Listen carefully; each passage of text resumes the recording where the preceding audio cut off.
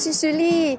Vous le savez peut-être, la Chine compte déjà 56 sites inscrits au patrimoine mondial. Quelle sera sa prochaine proposition d'inscription à l'UNESCO? C'est justement le thème d'aujourd'hui. Il s'agit de l'axe central de Beijing. De quoi s'agit-il? Pourquoi ce choix? Quels sont ses atouts? Aujourd'hui, je vous invite à découvrir cet axe mystérieux de la capitale chinoise.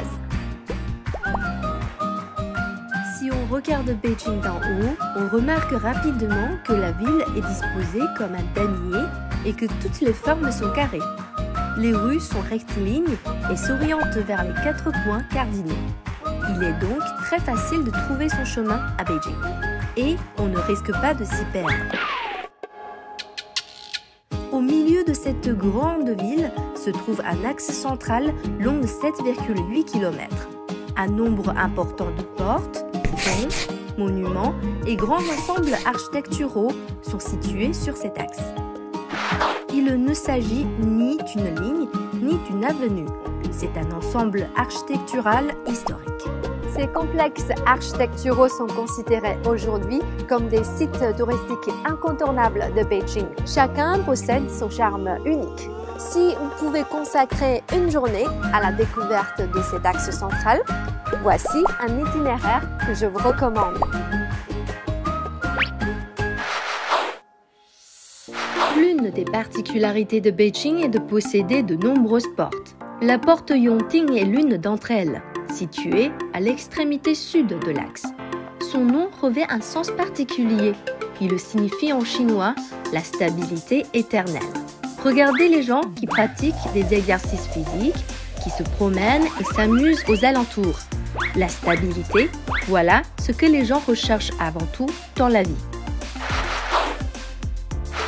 En plus des architectures historiques, des vieilles murailles et des hutongs, il existe également à Beijing des quartiers situés au bord de l'eau. Ici, dans le parc Sanlithe, la vie semble s'écouler au ralenti. On entend seulement le chant des oiseaux et le bruissement de l'eau. Les cygnes noirs nagent sur la surface de la rivière. On peut se promener tranquillement dans le quartier ou boire un café en terrasse au bord de l'eau. C'est un véritable paradis pour les amateurs de détente. La colline du Charbon est le point culminant de cet axe central. C'est un endroit idéal pour admirer le coucher du soleil, mais surtout le seul qui permet d'avoir une vue panoramique de la cité interdite.